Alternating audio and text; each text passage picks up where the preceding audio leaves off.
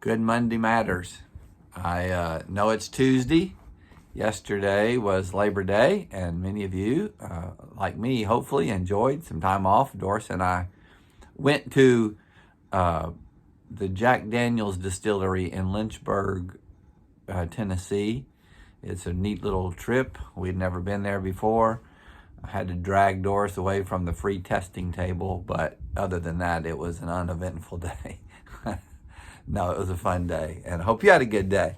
And because it was Labor Day, it just had me thinking about labor, about work and the value of it. And so this week, each day, I'm posting a little thought on Instagram and Facebook about what we think about while we're working, about the value of labor.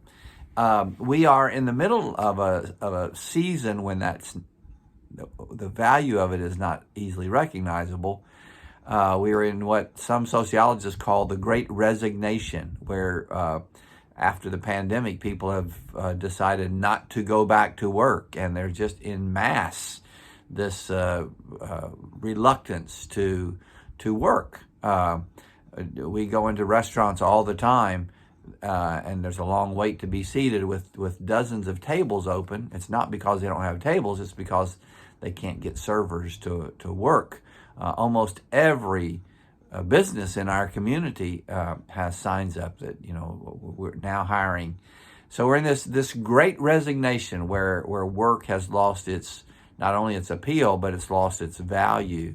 And it's another one of the different mindsets. I don't want to do this as just an old-fashioned person, but to genuinely look at, is work a valuable thing or not? Are we better off when we work, when we don't? And I think nearly every psychologist and behavioral health specialist would say that we are healthier, both physically and mentally, when we have some type of purpose, when we work, even if it's working from home, if it's being a full-time mother, which is the most noble work of all.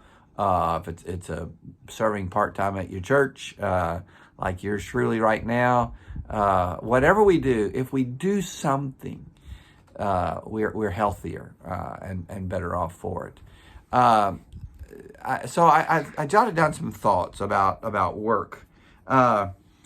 If we begin to see work as a calling, the Scripture is full of the work worthily, work as the calling to which you have been called.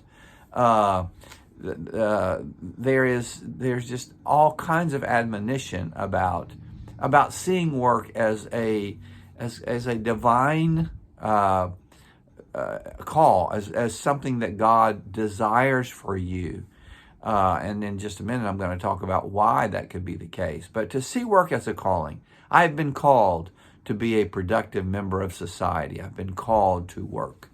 The second thing is to see work as noble. I mentioned this already, but to recognize that there is something inherently strong and valuable and worthy about work. From digging ditches to doing brain surgery, work is a noble thing, and we were created for that. God in the garden said, be fruitful and multiply, name the animals, you're to tend the garden, you're to have oversight. There was work, there was responsibility. Even in this Edenic atmosphere, there was work to do. So see work as noble. See it as a calling, see it as noble. And third, see work as a mission field. I know I harp all the time on this in this little Monday Matters thing, but we as believers, we don't know unbelievers. We surround ourselves with like-minded people, and work is a wonderful opportunity to associate with people who need to know Christ and to see work as a wonderful mission field. So on this Labor Day, I encourage you to see work as a calling. I encourage you to see work as noble, and I encourage you to see work as a mission field. 4 things I've jotted down that I think help you to do that.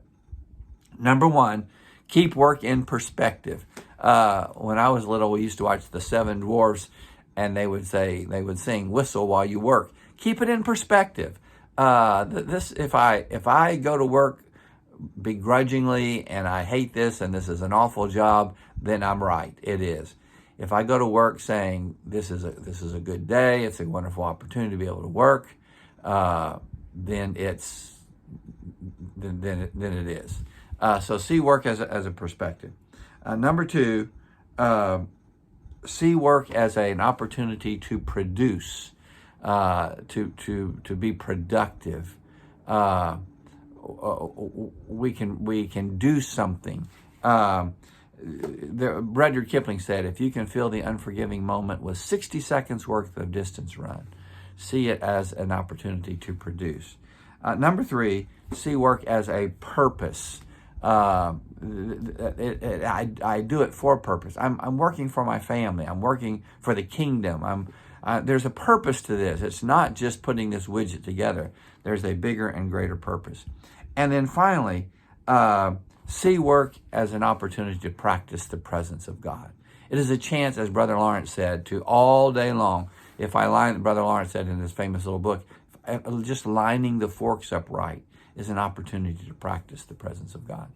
So there's some things that you can do to see the value of work. Paul says it best.